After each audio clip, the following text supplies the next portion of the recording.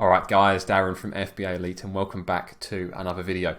So in this video we're going to be taking a look at some of the things that the gurus do not tell you. So those guys that are trying to sell you a course never really touch on the negative sides and some of the issues you might come across when selling on Amazon. So what I want to do in this video is share with you 10 of the real world issues I have faced over the past couple of years.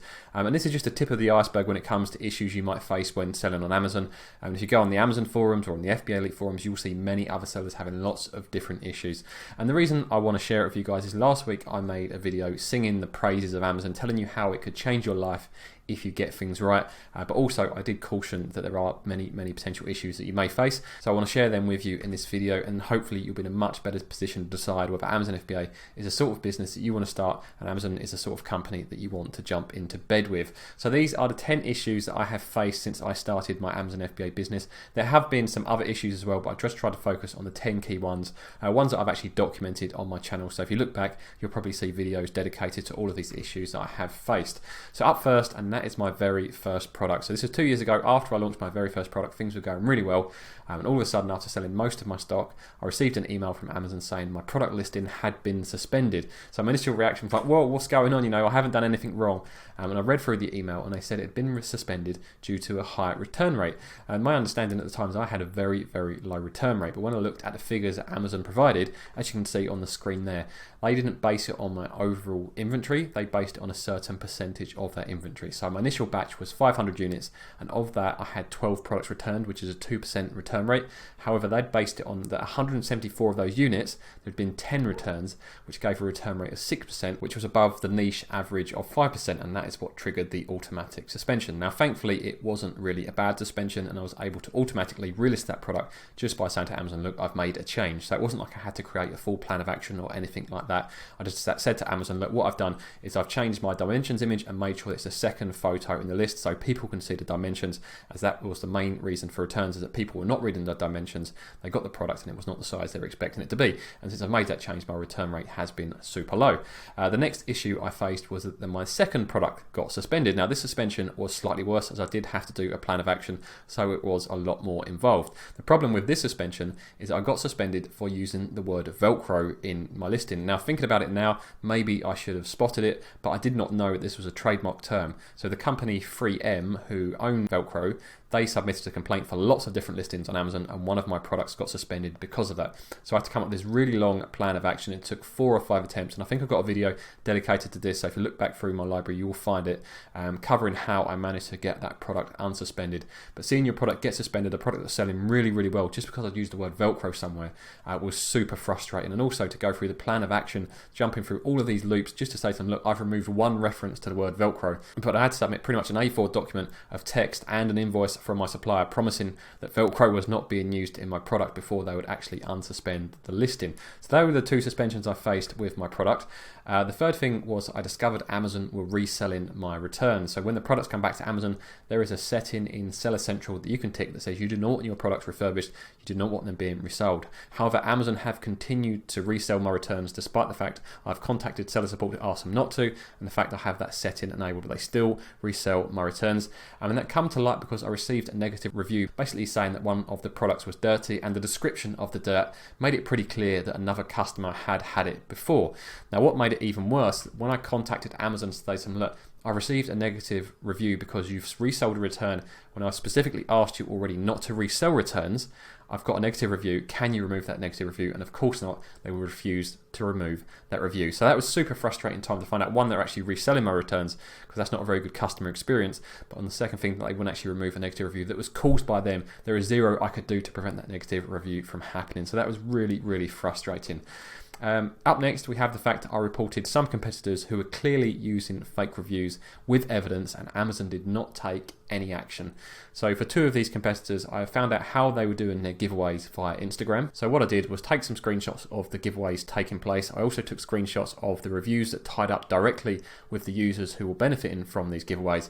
Yet Amazon still did not take any action, and to be honest, they didn't even reply to the case that I opened. So super frustrating that, one, they'll suspend your product so easily when something something and an algorithm triggers something, but when you report competitors with evidence showing them that they are clearly manipulating the system with fake reviews, that they did not take any actions. And I know many other sellers who have seen this, who have reported fake reviews and seen absolutely zero action being taken. Next up, I had one of my product listings hijacked. Now this is something that I was quite expecting, as you hear quite a lot of this, and thankfully I've only had one product hijacked in the 2 years I've been selling. And also, as I've got a trademark, I was able to get that hijacker removed super quickly. It took me about 2 hours to get them removed. However, if you do not have a trademark and brand registry, it can take a lot longer, sometimes a few days or even weeks to get that hijacker removed. Up next, we have the fact that Amazon remeasured one of my products without telling me. Thankfully, I monitor all of my listings using Helium 10. You guys know I talk about Helium 10 a lot, as it's the only piece of software I really trust for my Amazon business. I'll leave a discount code in the top comment and make sure that it's pinned to the top if any of you guys are looking to subscribe to that. But I got an alert from Helium 10 saying that one of my products had been remeasured. Now, normally this wouldn't be a huge issue, as it changes by maybe 1 centimeter or so at a time. But my product was pretty much just on the border of the 45 centimeter threshold, which is when you go from kind of being a small parcel to oversized. So my FBA fee went from around £2.40 up to, I think it's around £4.80. So it pretty much doubled. So Amazon made this change without telling me, and then all of the products that had been sold cost me an extra £2.40 in FBA fees. So it even got to the stage where I appealed this. I asked them to remeasure it, which is called a QB scan, and then it come back and they remeasured it even bigger. Now bear in mind, I had been selling this product for at least a year at that original dimensions before Amazon decided to make this change. And then more recently, what I've done is I actually repackaged that product to make sure it was even smaller. It was already below 45 centimeters, but I took 1 centimeter off of all the dimensions to make doubly sure that that was the case. And then Amazon, thankfully, a few weeks later, remeasured it back at the correct dimensions, and now I'm back to the original fees. But always keep an eye on that. You can't trust Amazon. They can make these changes in the background that can cost you a lot of money. So always monitor your listings, whether it's with Helium 10 or another piece of software. Up next, we had the fact they put my account into verification. So I've been selling for probably about 18 months when it happened. They put my account into verification and pretty much said, if you don't get all of this stuff in a couple of days, we're going to suspend your account, which is quite frightening, but it's just pretty much what you expect of Amazon contact now. When you get an email come through, you dread open it. You never know what it's going to say. But thankfully, all I had to do was go to the Companies House website, download a document, upload it to Seller Central, and then they re-verified my account within 24 hours. But thankfully, it went a lot smoother than it could have done, especially some people may not see these emails, so they might not be checking their emails every day like I am. You could easily get your account suspended if you're not on top of the communications that you receive from Amazon. Up next, we have the whole lockdown scenario, and I've covered this in detail in one of my previous videos. There's kind of 9 or 10 things at Amazon I felt mishandled during that process. The key ones for me was, one, they blocked shipments. So for many of us private label sellers who had orders being manufactured in China, we had products stuck in China because we couldn't create shipping plans for these products for them to actually be sent to the UK. So that was really, really frustrating. They also stopped you being able to create removal orders. So if you had any stock in Amazon warehouses that you were unable to sell due to lockdown, you couldn't recall that. You just had to continue paying the storage fees. They also extended the delivery date. So prime delivery days went from maybe 1 or 2 days to kind of some of my products, they went to around 30 days. So the sales in those products ground to a halt, where some of my competitors did not face the same thing. So they got a really, really unfair advantage. And as I've covered it a couple of times, is the IPI changes, where they changed the threshold for your inventory storage limits, and that's had a big impact on me. And that is my final point, really, as how I now have storage limits implemented on me for this quarter, whereas I used to have unlimited storage, but where Amazon changed the IPI thresholds as part of the lockdown changes without giving us any notice. They changed them from 350 to 400 overnight, and all of a sudden I am now over that threshold, so I have storage limits enforced on me for this quarter, and I've got to do everything I can to get those storage limits lifted for Q4, when I'm going to be having a lot more stock coming, hopefully for a good Christmas period.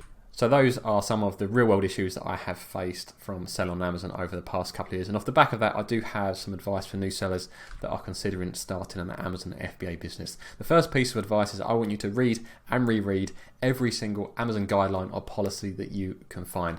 There is every chance there is a small detail you may miss that could lead to a product suspension or an account ban or something like that. So make sure you are super familiar with all of their policies and guidelines. I know there is an awful lot to read, but it is definitely worth the time investment to do that. The next thing that I want you to do is to try to avoid dealing with seller support if at all possible. So there's a couple of things that a lot of newbies I see make the mistake of doing that then lead to lots of interactions with seller support, which can be a really, really drawn out process, and the results are very, very unpredictable. One is open up with a personal account that they then try to convert over to a limited company account at a later date. So if you're going to open a limited company, do that first before you open your Seller Central account. And the second one, same with your bank account. Do not use your personal bank account if you're planning to use a business bank account. account at a later date. And if there's any steps you can do for anything else in your business that avoids dealing with seller support, I would certainly recommend doing that, as you never know what the outcome will be when you open a ticket with seller support. Up next, I want you to remember that your product listings are owned by Amazon, so you can come up with your own brand, you can develop your own products, but as soon as you create that product listing on Amazon, Amazon own that product listing. So at any point you could get suspended or banned, or someone could hijack that listing, so you never technically own that listing. You only take part in that listing. You only take part in Amazon's platform. And that's something you need to remember, is that you're playing Amazon's games, it's Amazon's rules, and what they say will go. So with that in mind, try to remove all sense of emotion and any sense of unfairness you may feel when dealing with Amazon or seller support, because it doesn't make any difference. There's no point trying to tell Amazon how unfair something is, or how unjust it is, or how angry you are about things. They do not care. It's all very black and white. So try and remove all emotion and all sense of unfairness when you're dealing with Amazon. Up next, Amazon will always do what is right for Amazon, as I pretty much just touched on over those last few points.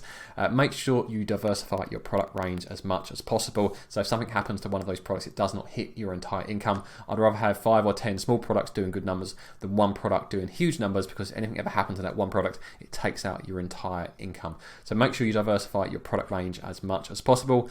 Also, do not become 100% reliant on Amazon for your income, as like I've said before, anything can happen with Amazon at any time. And then finally, I would recommend building relationships with other Amazon sellers. You know, if you're faced with a particular issue, it's really, really good to have pre-established relationships with other sellers. Us Amazon sellers need to stick together, because Amazon is a beast and we need to lean on each other and rely on each other for support. And the best place to do that is on the FBA Elite forums. We've now got over 1,300 members discussing Amazon FBA and all areas of the Amazon FBA world. So make sure you sign up there. It's completely free. I'm on there most days. If you found this video useful, make sure you take a moment, hit that like button. And if you aren't subscribed, subscribe to the channel, and I'll see you guys in the next video.